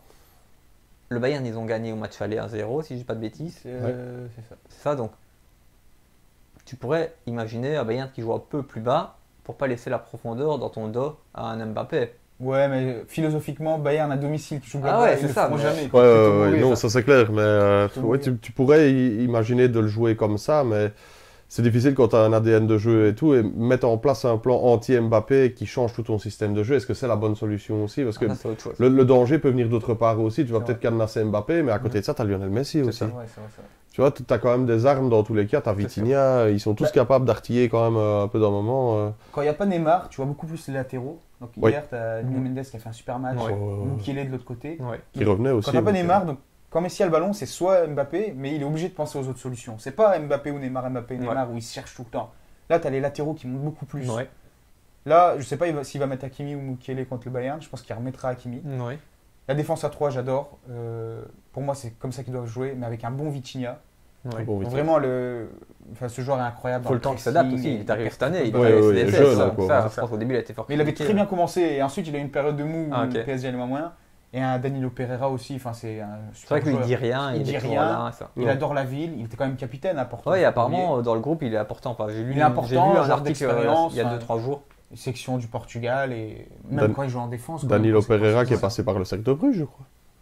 Je crois qu'on l'a eu en ouais, je Belgique. pense, un truc comme ça. Donc voilà, et lui, je crois qu'il est même pas prolongé. Donc espérons, Mhm. si on parle de contrat, qu'il soit prolongé. Ouais. Il me semble que Messi, ça finit cette année, donc bon. Ouais. D'ailleurs, il voulait virer Neymar. Ouais, je La pense. direction le voulait virer, ça s'est pas fait. Après, quelle va être la suite? Parce qu'au final, hier, ils ont joué avec Fabian Ruiz, Ouais. qui a pas Qui a fait pas- un si grand match que ça. hein. Non. Donc au final, si tu demandais à Neymar de faire un peu comme Griezmann avec l'équipe de France à la Coupe du Monde, Non, mais est-ce qu'il veut Est-ce qu'il accepte de le faire Ça, je pense pas, toi. est-ce qu'il a le droit d'avoir un tel ego, un joueur comme ça? Au final, Je pense qu'ils lui ont donné Ouais. pas mal de clés. on lui a pour qu'il donné reste. trop d'ego pour un joueur qui a pas de ballon d'or, pas de Ouais. Coupe du Monde, je trouve. C'est ça. Il devrait Mais pas avoir je autant. pense que c'était Non. la condition sine qua non pour re-signer, je pense. Ouais, je sais pas, ou bien après, il faut trouver quelqu'un qui le veut aussi. C'est ça le Aussi. problème. Souvent, on dit, oh, elle a re-signé et tout ça, mais Ouais, c'est est-ce qu'il y a ça. des offres qui sont tombées Ouais. qui sont arrivées, tu vois C'est ça qui est compliqué parce qu'en plus, on peut soulever maintenant le PSG, tu as quand même une Mbappé dépendance. hein. Ah, ça, ouais. Clairement, parce que tu vois, dès qu'ils ont le ballon, style Hakimi ou quoi, tu le vois même encore hier, le premier réflexe, c'est vers l'avant, il est où Kylian? Ouais. Et tu vois que les passes arrivent vers lui. Et d'ailleurs, tu regardes le match aller contre le Bayern, avec ou sans Mbappé, tu vois pas le même Paris Ouais, Saint-Germain. c'est ça, c'est ça. Il y a Volken qui nous dit que contre le Bayern, ce sera compliqué, c'est vrai. Par contre, moi, je veux revenir sur une chose, c'est que c'est vrai que voilà, on a dit qu'Mbappé hier, il a fait un match de fou. Le score, c'est 0-3. Donc, on se dit que c'est un match à sens unique pour Paris Saint-Germain si tu regardes le score. Ouais. Moi, personnellement, je n'ai pas vu le match parce qu'il y a Milan-Atalanta. Mm. Faut faire un choix, donc voilà, mon choix, il était fait. Et j'ai vu une victoire en plus, le retour de Maignan hier, en plus à Milan. Aussi. Donc très important, le retour de Maignan, clean sheet direct. Bon, ça c'est encore une autre histoire. Mais quand on regarde les stats, et ben au final, expected goal, pardon, tu es à 2,35 pour Marseille, tu es à 2,96 pour Paris. Donc quand tu vois 3-0 ou que tu regardes ça, tu te dis que c'est peut-être sévère comme score. Les possessions, bon, la possession ça veut rien dire, donc 54-46, mais bon, soit. Le tir au but, c'est 19 pour Marseille, 12 pour Paris. Les tirs cadrés, 6 pour Marseille, 7 pour Paris. Donc on voit quand même beaucoup de stats assez équilibrés dans le match. On a l'impression que quand on regarde les stats, le match est équilibré. Tout le monde parle d'Mbappé qui a fait un gros match. Il a fait un gros match, c'est 3-0. Mais est-ce qu'au final, c'est pas fort sévère quand même ce 3-0 C'est super efficace du côté de Paris quand même. hein. Et puis, j'ai pas trouvé que c'était une fessée non plus. hein. Non. Marseille s'est battu avec ses armes aussi parce que on parle quand même, voilà, il y a du budget à Marseille, mais Ouais. t'es quand même à des années-lumière de ce que le PSG peut C'est ça. proposer. Ils sont quand même Et je- deuxième pour le moment. non Voilà, je trouve qu'avec leurs armes, en soi, ils n'ont pas été. Oui, c'est 0-3, ça paraît sec comme ça. Tu dis un 0-3, t'as Mais quand tu l'impression que. grattes un peu derrière, tu vois que. Voilà. Marseille s'est battu avec ses armes en fait. Ouais. Ils n'ont pas d'Mbappé, ils n'ont pas de Messi, ils ont quelques bons joueurs, mais ils quand ont même. Alexis Sanchez. Ils ont Alexis Sanchez, qui est quand même plus vers la fin que le Ah, début ça, ouais. aussi. Mm. Ils ont fait des bons transferts avec Malinowski et des choses comme ça, mais voilà, moi je pense que en soi, Marseille est moins fort, Oui. mais je dirais comme toi, le 0-3 est sévère. Je trouve que ça reflète pas vraiment l'intégralité du match. quoi. Ouais, ok. Après, les deux facteurs, il y en a un, c'est le gardien. Donnarumma a fait un super match. Ah, pour Aussi. une fois. Il a un arrêt sur un face-à-face. C'est un gardien qui est très bon sur sa ligne. hein. Ouais. En fait, je ne vais pas dire à l'italienne, mais il est mauvais du pied, mauvais en relance. Ouais. Il fait 2 mètres, des fois il n'arrive pas à ses sorties. Ouais. Ça veut dire t'es géant, tu devrais tous les Ouais, ça, avoir. clairement. Enfin, tu fais 2 mètres, tu devrais tous avoir, non? Mhm. Il a fait Mais une bonne sur sa saison, ligne, voilà. mais Il a un peu... Moi, à Milan, par exemple, je suis content d'avoir Maignan à la place de Donnarumma, toi. Ouais. Alors que... Et côté PSG, quand tu regardes les buts, c'est vraiment... En fait, Marseille, c'est une équipe qui a sa philosophie de jeu. Oui. C'est une très bonne philosophie de jeu avec beaucoup de pressing. Ça donne envie d'aller au stade, ça fait plaisir aux fans. Ouais. Mais contre les gros, ça marche pas. Contre les gros, faut être calme. Contre Ouais. les gros, faut garder le ballon. Parce qu'il y a beaucoup d'actions de Marseille contre les petits où tu te dis putain, mais s'il avait fait cette passe-là, dans ce trou, s'il avait fait ça, il avait marqué. Ouais. Mais contre les petits, ils n'y arrivent pas, ils n'ont pas la qualité. Ouais. Quand tu vas jouer, ils ont perdu contre Nice Ouais. à domicile. Quand tu vas jouer les grandes équipes, Monaco, Paris, eux, ils réussissent ces passes. Ouais. Le Messi, il va te faire la passe dans le trou. Quoi. Le Ouais. Mbappé, il va te faire l'accélération. Et là, directement, 1-0, 2-0. Tu as le ballon, mais 2 actions, tu te prends les 2 buts. Ouais. Quoi. Et il y aurait même pu avoir beaucoup plus. Bizarrement, quand tu penses, Messi il rate une action à 2 Quand mètres. j'ai vu le résumé avant, c'est vrai que j'ai vu Il aurait pu avoir, honnêtement, il aurait pu Mbappé avoir fait un 5-2 face à à peu face près. aussi. 5-2 parce que Vitinha aussi. Pour moi, c'était un match ouvert pour un Classico, c'est bien quand c'est ouvert comme ça. Oui, Et ça, c'est le style d'Igor Tudor aussi. Hein. Oui. C'est totalement le style d'Igor Tudor. Quand il entraînait les Las Véron, j'avais vu 2-3 matchs et c'était déjà comme ça. C'est du football pressing. Et il veut développer un football qui est quand même assez offensif. Donc oui, tu prends le risque en jouant comme ça de t'en prendre 3 contre Paris. T'arrives pas avec 10 hommes derrière, mais voilà, c'est vrai que ça donne des matchs plus ouverts aussi. Après, t'as Volcan qui nous dit aussi que la différence avec le match de coupe, c'est que Mbemba et Gigot étaient absents. Aussi. C'est vrai que ça change aussi. Gigot, il a du vaisseau en plus. Hein. Et puis le Cabailly, en plus de sa blessure, il avait pris le carton rouge, je sais pas si vous vous souvenez, la Coupe de France. Là, Oui. tentative d'homicide. Il avait pris combien de matchs 7 matchs beaucoup, de 7, suspension, il a joué que 50 minutes, donc voilà. Mais est-ce que ça aurait quand même changé quelque chose? Moi, je sais pas. Je pense que Paris aurait gagné quand il arrive. En plus, ils étaient obligés, entre guillemets, obligés, après avoir été éliminés en coupe par Marseille, pour les supporters chez toi, il y aurait vraiment eu un problème s'ils ne gagnaient pas, je pense. Il fallait remettre les pendules à l'heure et Paris l'a fait. Hein. Je pense qu'ils se sont dit, voilà, on va montrer un petit peu qu'on est là aussi et que c'était peut-être un coup d'arrêt pour Paris, mais dans tous les cas, ça reste une équipe. Quand elle est bien développée et qu'elle est dans son jeu comme ça, Paris est très difficile à jouer. Maintenant, on sait bien qu'avec Paris, ça peut être tout ou rien aussi. C'est vrai. Ouais. Mais là, je suis confiant. Après, il y a eu la victoire à Lille à la dernière minute là, sur le coup franc de Messi. Blessure de Neymar, qui, bon, discrètement, c'est une bonne nouvelle. De toute façon, on le sait bien, chaque année, il est blessé à la même période. C'est ça. Voilà. Il ira voir sa sœur pour l'anniversaire, le carnaval de Rio. Voilà. Et donc, voilà. Cette fois-ci, c'est pas de sa faute. Entre guillemets, il les a cherchés, comme d'habitude, il fait un peu trop de gris-gris, mais. Cette fois-ci, il est vraiment blessé. Voilà. Il reste un match contre Nantes. J'ai vu que Mbappé avait égalisé le record de Cavani de 100 buts, ou je sais plus. Donc, un match contre Nantes. Faut pas qu'il marque, comme ça, faut qu'il marque contre le Bayern. Il bat le record contre le Bayern et victoire. Et franchement, match ouvert, ils peuvent passer. Et si c'est une charnière de lire tout pas mécano, Mbappé, il y a de quoi faire. Largement de quoi faire. Donc je pense qu'on a clôturé le sujet. On va peut-être passer tout doucement sur le tirage de l'Europa League. Donc voilà, on en avait parlé un petit peu avant. Il y a comme match par exemple Roma-Real Sociedad. Je sais pas, vous pensez quoi de ce tirage au sort déjà, de manière générale, vous pensez quoi du tirage au sort si vous l'avez vu? Donc il y a Roma Real Sociedad, il y a Leverkusen Ferencváros, ça je pense plutôt Leverkusen, mais bon, soit, on reviendra après. Sporting Arsenal, Union, facile là. Séville contre le Fenerbahçe. C'est toi qui d'ailleurs qui es fan du Fener. Ouais, c'est moi, fan de Fenerbahçe. Avant de dire de bêtises, toi. Youth Fribourg, United Betis, Shakhtar Feyenoord. Donc de manière générale, vous pensez quoi du tirage au sort déjà? Bon, moi je trouve que c'est des belles affiches, t'as quand même des belles affiches, c'est assez équilibré. C'est un peu dommage pour l'Union de retomber contre l'Union Berlin qu'ils ont déjà rencontré en phase de groupe. Pour les supporters notamment, eux ils auraient bien aimé peut-être une affiche contre Manu ou quelque chose comme ça aurait pu être sympa pour eux. Maintenant dans l'optique de passer, ils avaient quand même pris des points contre eux. Oui, je crois que c'est 1-0 et 0-1. Enfin, 1-0. Les deux équipes à l'extérieur ont gagné, donc celles à domicile ont perdu leur... L'Union Berlin est un peu moins bien pour le moment, donc pour l'Union Saint-Gilloise, est-ce qu'il y a peut-être un petit coup un peu moins bien, c'est juste qu'ils ont perdu ce week-end. Oui, mais aussi. À part ça, une belle raclée quand même, quoi. Enfin, 3-0 contre le premier, où tu joues le titre. Ah, est-ce que cette saison, bim, 3-0 quoi. C'est vrai. Bon, on va dire un coup pour l'Union, on va espérer en tant que Belge, un petit coup pour l'Union. Même s'il commence à marquer le coup. Il commence à marquer le coup aussi. Ils viennent de prendre 2 défaites d'affilée, après peut-être que 2 ils vont peut-être... Le noyau n'est pas hyper large non plus. Non, mais ils n'ont jamais blessé. C'est ça, mais ça commence à se sentir. Et quand tu es sur 3 fronts, c'est... Maintenant, pour le reste, moi je trouve que... On peut peut-être passer en revue toutes les affiches. Moi, déjà la soirée de jeudi, le Shakhtar Rennes était un super match. Le United Barça, j'ai regardé aussi pareil. Barça qui gagne et United qui revient. Donc c'est un autre débat, mais franchement, il y a des belles affiches, des beaux clubs. Par exemple, l'Union de Berlin, quand je vois leur stade, bon, c'est la mentalité allemande, mais j'adore quand les stades sont pleins, quoi. J'adore voir cette mentalité.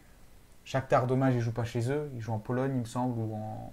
Ouais, autre part. C'est ça, ils ne jouent pas à Donetsk. Mais voilà, c'est des belles histoires. Le United Betis, moi, il m'attire. Ouais. Voilà, je pense que United va aller...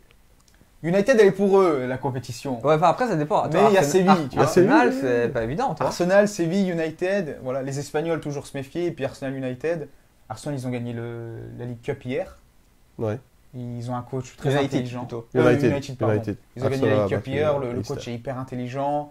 Il fait les bons choix. Il s'adapte à chaque fois. Ouais, Est-ce que je mets Weghorst ou je mets pas Weghorst en fonction. Et franchement, moi j'attends que ça. J'attends de voir.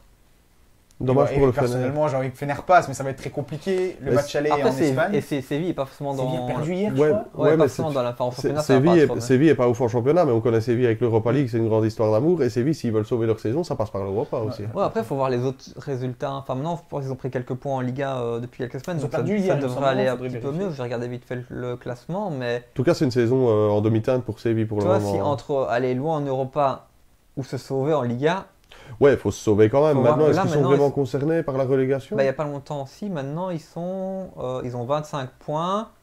Le premier non relégable. Et le premier non relégable, il a 24 points. Ah, Valence est relégable avec 23 points. Ah oui, d'accord. Oui, c'est tendu quand même. Donc, ils misent tout sur le championnat. Retafe qui a... C'est bon pour toi. Retafe qui est avant-dernier. Avec 22 points, il a un match de retard aussi. Je ne sais pas contre qui. Même Retafe qui jouait la 4ème place il y a quelques saisons avec c'est chaud, Gene, le défenseur. Donc en soi, Almeria par exemple qui a que 25 points. Qui a gagné hier. Qui vient de battre Barcelone hier. Donc c'est vite, tu vois. Après, il reste encore quand même plus de 10 matchs. Je pense qu'ils ont joué que 23 journées. Et en tout, il y en a 38. Donc il y a 15 matchs. Mais il faut faire attention. Peut-être que les matchs contre le Fener, ils vont tomber. Et puis le Fener... il y a un grand Ener Valencia qui marche tout le temps. Donc, et Michy Batshuayi. Donc en soi, faut voir quand ça tombe, s'ils ont des matchs importants. Séville, tu vois, peut-être que ce tour-ci, ça va peut-être encore aller parce qu'il y a encore beaucoup de matchs derrière, enfin en championnat, et que l'aller-retour jouera plus ou moins rapproché, mais peut-être qu'en quart après, ils devront absolument gagner en championnat. Ouais, aussi. Il va falloir faire un choix. Mais dès maintenant, quand tu me dis que c'est que 2 points de la relégation, il n'y a que 2 points. Je voyais pas ça si serré que ça non plus. Je pensais qu'ils étaient montés, ils avaient fait 3 victoires d'affilée. Ouais, ça, mais en fait, le 12e, l'Espagnol, ils ont 27 points. Donc même le 12e, par rapport au... Ouais. En fait, il y a juste Elche qui a 9 points, eux, tu les oublies. Mais le 19e, Retafe, c'est 22. Valence, 23. Valladolid, 24. Cadix, 25. Almeria, 25. Séville, 25. Et puis le Celta et l'Espagnol à 27. Wow, c'est chaud quand même. Je voyais pas ça aussi serré, franchement.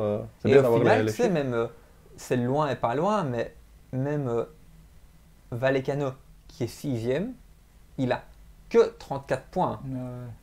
Donc par exemple, il n'y a que 11 points d'écart entre Valence qui est premier relégable et la 6e place, la dernière place qualificative en Europe. Donc ça peut aller vite. Ouais, ta saison, elle n'est pas figée dans le marbre, hein, clairement. Ça, après, devant, ils ont beaucoup d'avance, mais entre la 6e et la 18e place, il n'y a que 10 points, toi. Donc, attention, tu voulais suivre Man United, mais le Sporting Club Portugal-Arsenal, il me tente bien aussi comme match. Hein. Le Sporting Club Portugal-Arsenal, je pense que ça peut être sympa aussi. Dans le style de jeu. Je vois Arsenal gagner facilement parce que le Sporting, je le voulais pour le Fener. Ouais. Ils sont 4e au championnat portugais. Ouais, ça va pas. C'est quand même loin pour un club comme le Sporting qui est champion il y a 2 saisons, c'est ça? Je pense, ouais. La saison dernière, c'est Porto, mais celle d'avant, c'est. Là, cette année, ça va un peu moins bien. C'est Sporting et ils ont dû vendre des joueurs et puis voilà, ils n'y arrivent plus. Ils ont éliminé je sais plus qui. Ils ont éliminé. Je ne sais plus. On va regarder, mais. Est-ce qu'ils sont pas reversés de la Ligue des Champions? Non, les équipes à gauche sont celles qui ont passé les barrages. Tu vois, United, Leverkusen, Sporting, ils ont éliminé Midtjylland. Voilà. Midtjylland, ouais. Donc ils ont eu un match facile, mais sinon ils gagnent beaucoup. Facile au retour, où ils gagnent 4-0 parce que les autres ont pris une rouge après 30 minutes. Parce qu'à l'aller, ils font 1. Les avoir vus jouer un peu cette saison, par à coup, le Sporting, c'est hyper intéressant. Hein, c'est championnat portugais, quoi. Voilà, mais je veux dire, pour les avoir vus un peu contre Tottenham et tout ça, par à coup, c'est vraiment super intéressant. C'est vrai, et ils ont par moments des petits éclairs de fulgurance comme ça joue vraiment bien au football. Donc, je me dis que ça peut être sympa comme affiche, même si, forcément, je vois Arsenal passer aussi. Arsenal, pour moi, passera assez fort. La Juve, il faut faire attention aussi. C'est ça, parce que la Juve, on n'en parle pas trop, mais ça joue bien. Ça revient bien. Moi, pour moi, s'il devait avoir une surprise, je verrais bien la Juve se faire éliminer. Ah ouais, pourquoi pas. Parce qu'ils ont galéré contre Nantes quand même. On galère pas contre Nantes. Au match retour, s'il n'y a pas le rouge et s'il n'y a pas le coup de génie de Di Maria, c'est vrai. Ils font un à domicile, ils ont une pression. Là, je sais pas s'ils vont reprendre une sanction. Pas, c'est limite ce club parce que tu prends moins 15. J'ai entendu, ils pouvaient. Ouais, c'est vrai. Roma Sociedad, c'est sympa aussi. Ouais, c'est vrai. Donc voilà, je pense qu'on en fera à peu près le tour. On va peut-être passer au quiz. Et puis après, on verra bien si on a encore du temps ou pas. On fera d'autres choses, on trouvera toujours de quelque chose de quoi parler. Il y a la conférence League aussi. Il y a beaucoup de trucs. Oui, la conférence League. Parler.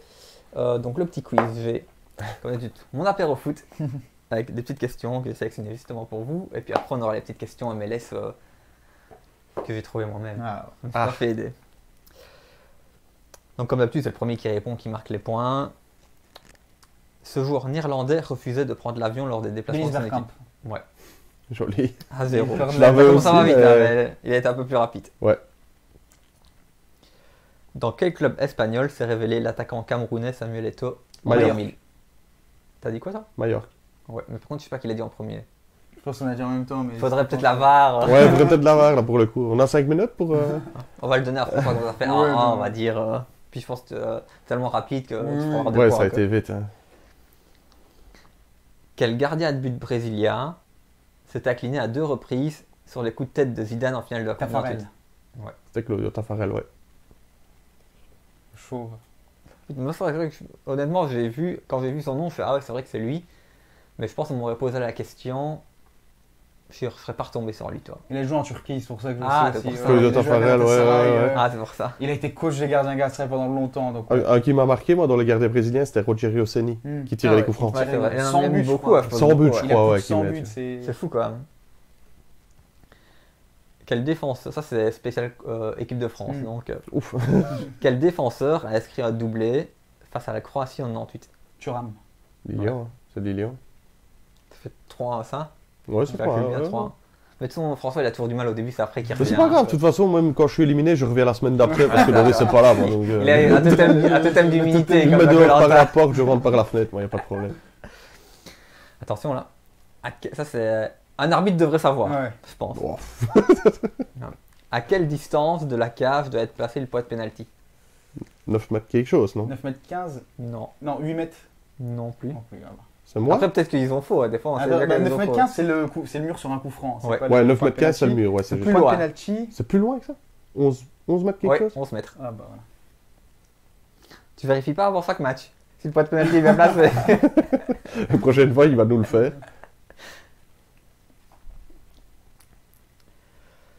Devinez le nom de 3 joueurs ayant évolué à la fois au Real Madrid et à Barcelone. Luis Figo. Oui. Ça fait qu'1, moi il m'en faut 3. Ronaldo et le Phénoméno. Ouais, ça fait 2. Et. Laudrup. Oui. Ouais, Laudrup était dedans. Vous en avez d'autres, moi j'en ai encore 1, 2, 3, 4 encore. Moi je dois en avoir d'autres, il n'y a pas eu non, Carambeu, non, il n'a pas joué dans les deux. Bah j'ai 3 petits points donc peut-être, mais voilà. C'est pas dans ma liste. On a trouvé les principes. Il y en a un très très vieux. Que personne n'a vu. Non ouais. Di Stefano, Alfredo Di Stefano, ouais. Il a fait une première saison au Barça avant d'être. Là. Donc là on est sur. Il y a un Argentin. Un Argentin. Saviola. Ouais. Gabriel Heinze, il n'a pas fait les deux aussi. Peut-être ça, je sais pas. En tout cas, je sais pas sur ma liste. Il y en a, on en a parlé un peu plus tôt dans le quiz. Thuram? Non. Non. On a parlé un Africain. Eto'o, bah oui, Eto'o, oui. Voilà. Et le dernier, c'est un que son fils a joué en Belgique. Maintenant, il joue, je pense, aux Rangers. Du moins, l'année dernière, il joue aux Rangers. Hadji. Ouais. Géorgie Hadji. Oui. Je pense qu'on a tous les deux plus ou moins trouvé le même nombre. Hein. Ouais. Plus ou moins. C'est pas évident quand même. Non, après, il y en a d'autres. Comme vous dites, il y a 3 petits points. Donc, j'ai pas fait mes recherches pour tous les connaître. Ouais, non, je m'en doute bien. Mais... Ça va, François, t'as quand même marqué, on va dire 2 points, 2 ou 3 points. Ouais, je crois qu'on est plus ou moins sur. On va vérifier pour la semaine prochaine. Ouais, voilà. Attention, il y a encore la question. Il y a la MLS qui arrive. Hein. Les questions MLS, 4 questions. J'espère que vous avez révisé. En même temps, elles sont simples. Enfin, honnêtement, pour moi, elles sont simples. Plus ou moins. En MLS, on n'appelle pas ça des clubs, on appelle ça des franchises. D'accord? Parce que les clubs ne descendent pas et ne remontent pas. Tu payes et t'as ton Quel est le nombre de franchises qu'il y a cette année en MLS? 18. J'irais 18 aussi. Non. Ou 16? Non. 20? Il y a la conférence. Est et Ouest. Hein. 24? Non. Ils sont à 22 alors? Je sais plus. Ils sont à 29. 29? Donc toutes les semaines, il y a une équipe qui est bail. Ah ouais. Depuis Ah, cette ouais. année. Bon, première question, pas top, vous n'avez pas bien révisé. Deuxième question. Cette année, il y a une nouvelle franchise. C'est pour ça qu'ils sont 29 et plus 28. De quelle franchise Inter s'agit-il? Miami, non? Non, Non, ça c'était il y a non. quelques années. Euh, L'année dernière, c'était Charlotte FC. Mhm. Et cette année, c'est pas Saint-Louis? si, Ah, C'est Saint-Louis. avec un ancien du Standard, Joao Klaus, qui a marqué ce week-end. qui a marqué Un ce super goal. Hein. Il part du milieu de terrain, il arrive dans le rectangle, crochet, extérieur du pied. Il était pas mauvais, Klaus. Et ils ont une bonne équipe. Il y a Klaus, bon voilà, c'est ceux qui regardent le Star le connaissent. Au goal, ils ont Roman Burki. Ah, Bourki, ouais. ah donc, oui, euh, Dortmund. C'est le designated player, je suppose, chez eux, Bourki, à mon avis. Je pense lui et Klaus, je pense, je connais pas exactement. Ils ont toujours droit à 3? Ou c'est Ah, c'est ouais. 2 Attends, maintenant? je vois un petit fichier avec beaucoup de. Parce que je Saint-Louis, savais Saint-Louis. bien que c'était un peu le style où ils ont droit à designated Ils ont player. Klaus, ça joue à Klaus. Burki est pas en joueur désigné. Ah ouais. Ils ont Lowen comme joueur désigné que je connais pas. Et il y en a deux là, j'en vois deux. Et dans les autres clubs, il y en a combien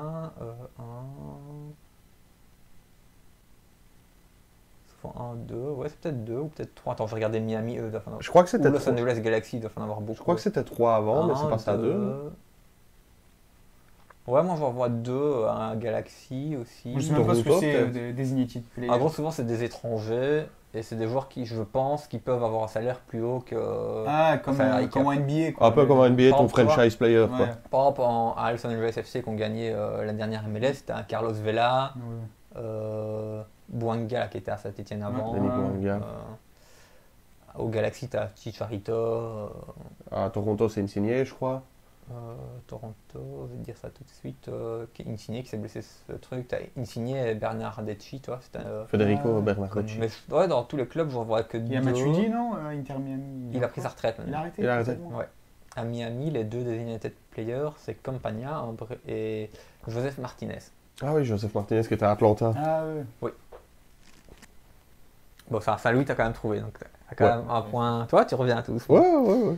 Maintenant, citez trois Belges, passés ou présents, qui ont évolué ou qui jouent actuellement en MLS. Et Laurent Simon, non Laurent Simon, ouais. Simon. Notre Belge. Il y en a deux qui jouent pour le moment.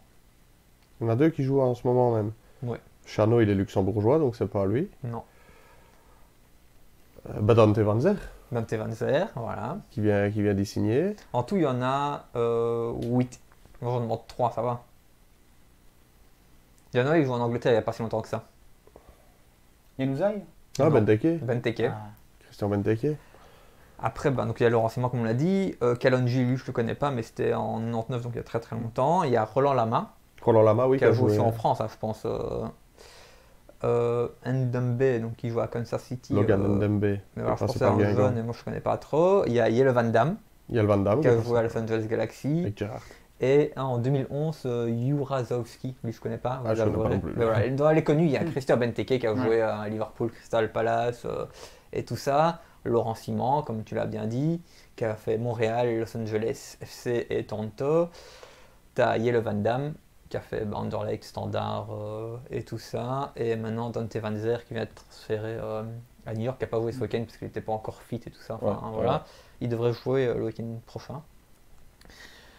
Maintenant, un truc peut-être un peu plus abordable pour tout le monde. Moi, j'ai trouvé un article avec les 15 plus grandes stars en MLS, mais il y en a certaines que je trouve pas forcément des stars. Donc, si vous pouvez me citer 10 stars internationales qui ont joué en MLS et donc qui jouent plus. Donc, Chicharito, ça compte Ouais. pas. Si c'est une star du championnat, Qui joue ça plus. compte. Ouais, qui jouent plus. Si c'est une star du championnat de MLS. Non, parce que par exemple, j'avais London Donovan dans la liste, mais il est américain, donc je l'ai Ouais. retiré. et tout. Ouais, parce qu'à mon avis, t'avais Wondolowski aussi. Non, même pas. Même pas, t'avais pas Chris Wondolowski. Bah, y en Toi, a. c'est le meilleur buteur de la MLS.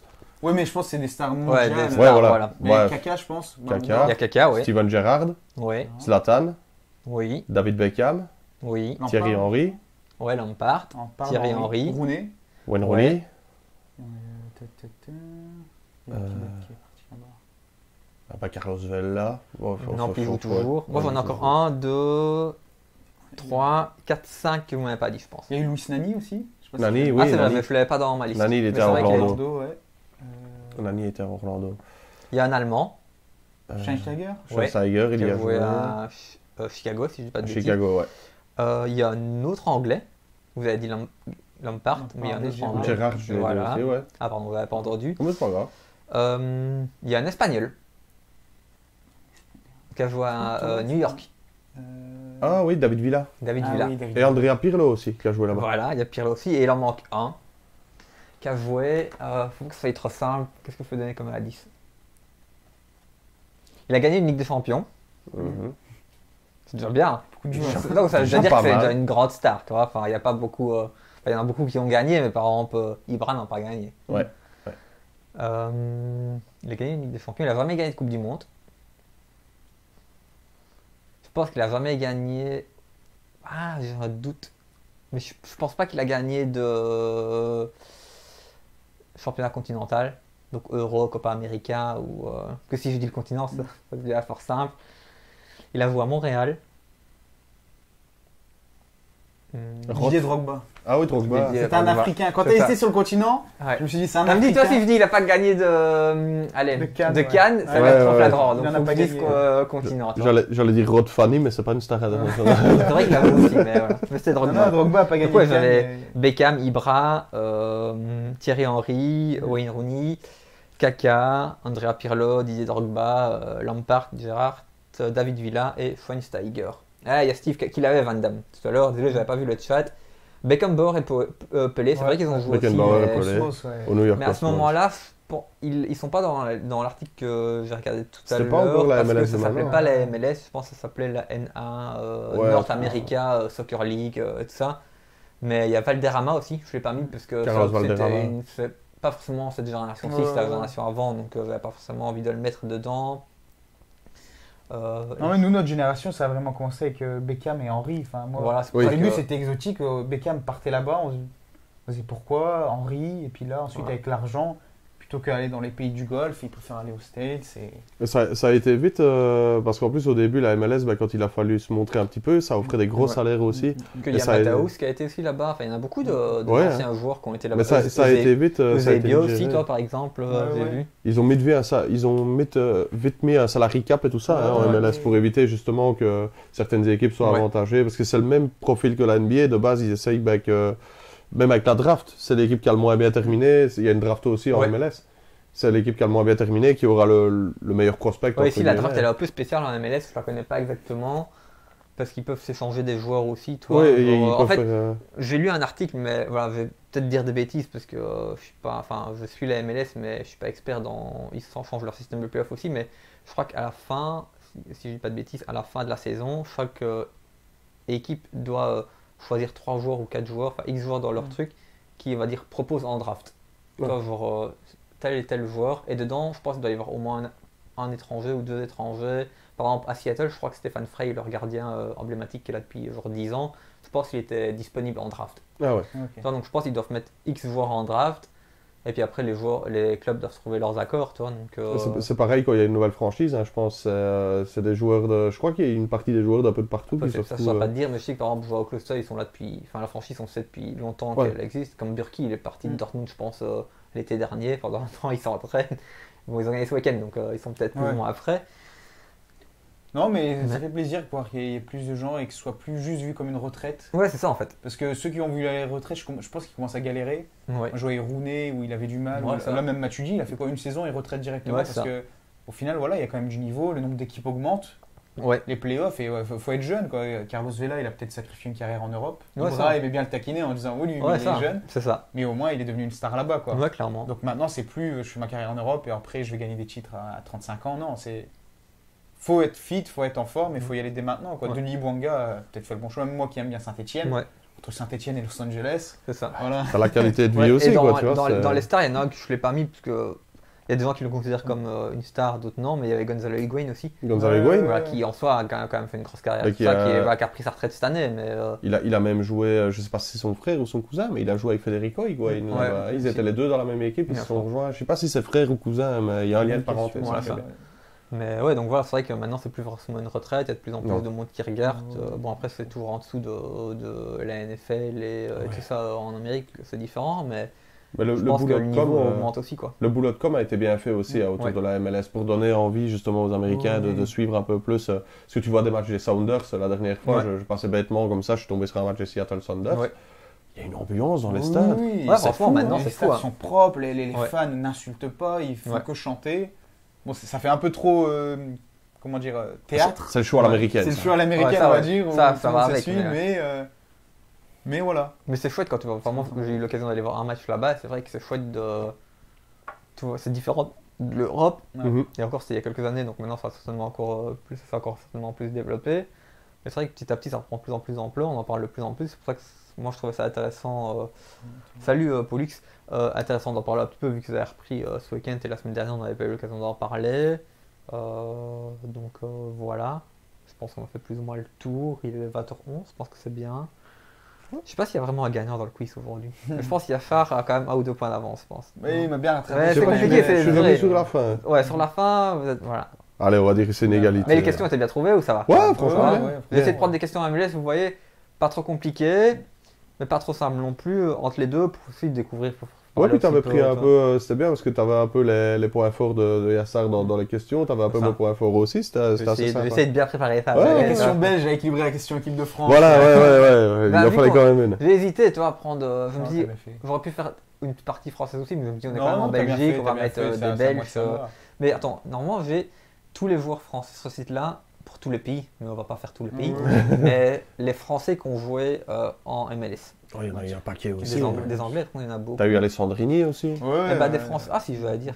Donc, Alessandrini, qui a joué 2 ans. Attends, je vais mettre en plus petit, comme ça je peux voir le chat en même temps au cas où. Alessandrini ou les Galaxies, il est en chaîne toujours lui maintenant, je crois. Oui. Ouais, il est resté là-bas.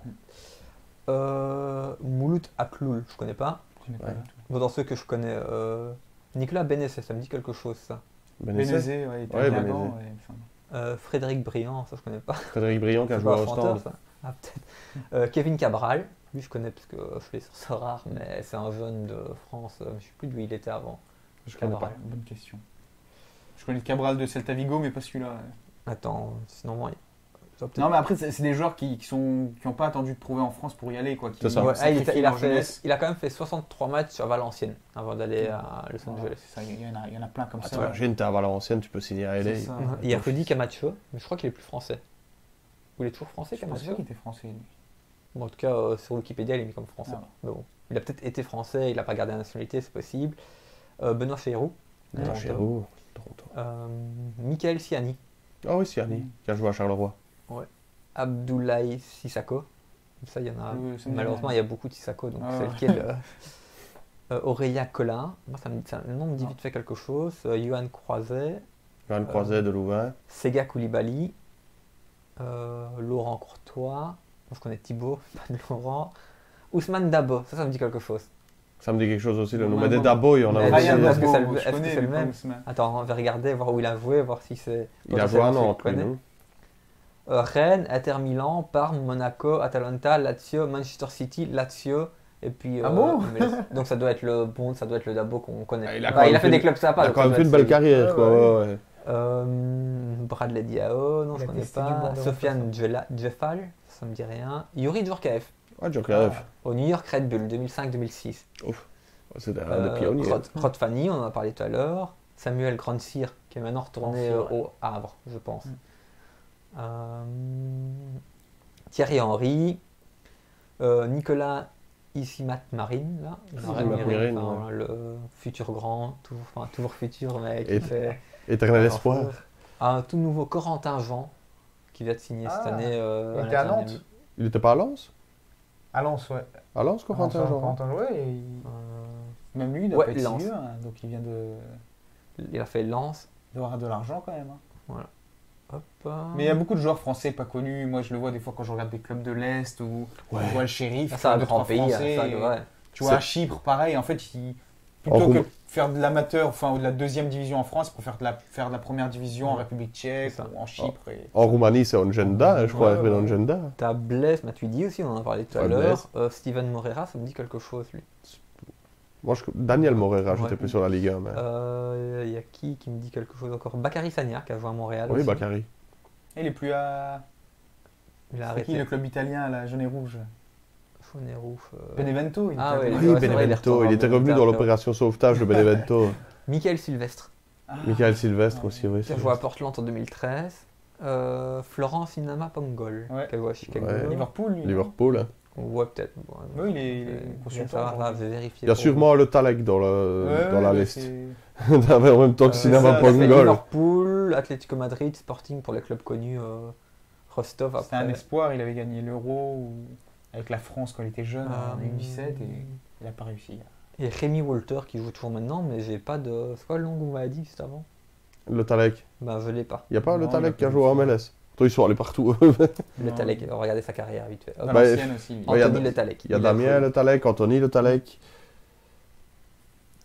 Non, il a fait le. Enfin, ici j'ai. Anthony, lui, il a fait Le Havre, Liverpool, Ouais, c'est Gérard puis Roulier. plein de fois en prêt, Le Mans, Auxerre, Valenciennes, Atromitos, Orléans, Annecy, mais il a C'est pas fait le- de MLS. C'est les transferts de Gérard Roulier, ça, Ouais. à Liverpool.